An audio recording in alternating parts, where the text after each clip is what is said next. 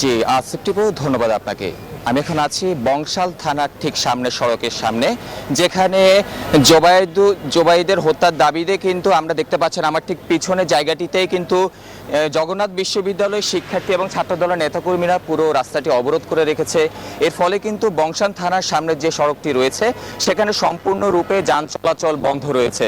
আপনাদেরকে জানিয়ে রাখতে চাই যে আজকে জগন্নাথ বিশ্ববিদ্যালয়ের ছাত্রদল নেতাকে হত্যার পরপরেই কিন্তু পুরো বিশ্ববিদ্যালয়ের শিক্ষার্থী যারা রয়েছে তারা ক্ষোভে ফেটে পড়ে এবং আমরা দেখেছি এরপরেই ঢাকা বিশ্ববিদ্যালয় ছাত্রদলের পক্ষ থেকে একটি মিছিল বের করে মথুর ক্যান্টিনের সামনে। এরপর ঢাকা বিশ্ববিদ্যালয় টিএসসিতেও কিন্তু একটি মানববন্ধন আমরা লক্ষ্য করতে পেরেছি।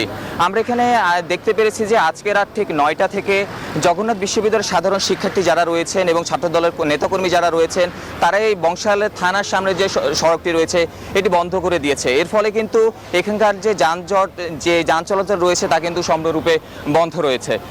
আমরা আইন শৃঙ্খলা রক্ষাকারী বাহিনীর সঙ্গে কথা বলেছি, তারা বলেছেন যে আপাতত সন্দেহভাজন একজনকে গ্রেফতার করেছে, যিনি হচ্ছেন যে ছাত্রদল নেতা, সেই মেয়েকে প্রাইভেট পড়াতো সেই বাসায় তিনি নিহত হয়েছেন, সেই বাসায় যে মেয়েটিকে প্রাইভেট পড়াতো সেই মেয়েটিকে আপাতত পুলিশ হেফাজতে নিয়েছে।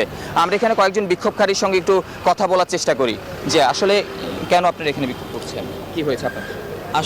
আসলে আমাদের জগন্নাথ বিশ্ববিদ্যালয়ের ছাত্রদলের আহ্বায়ক সদস্য জুবায়েদ ভাইয়ের অনাকাঙ্ক্ষিত মৃত্যুতে আমরা সবাই হতভম্ব হয়ে গিয়েছি যে এগুলো তো আমরা স্বাধীন বাংলাদেশে এগুলো চাইনি। 24-এর গণ অভ্যুত্থানে মুগ্ধ আবু সাঈদের মৃত্যুর পরে এই 25 আগস্ট জুলাইয়ের পরে এই বাংলাদেশ তো আমরা চাইনি।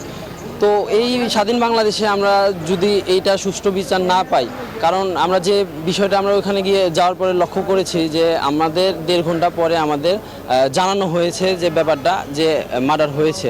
তো এটা তো স্বাভাবিক অর্থে হওয়ার কথা ছিল না, এটা তো আমাদের 10-15 মিনিটের মধ্যে।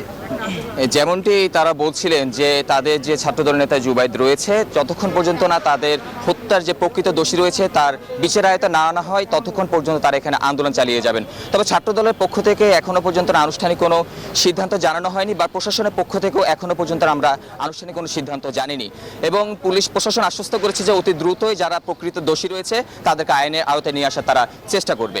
যে এই ছিল আমার কাছে বংশাল থানার সামনে থেকে সর্বশেষ। তাহমিদ আমিন, আপনাকে ধন্যবাদ।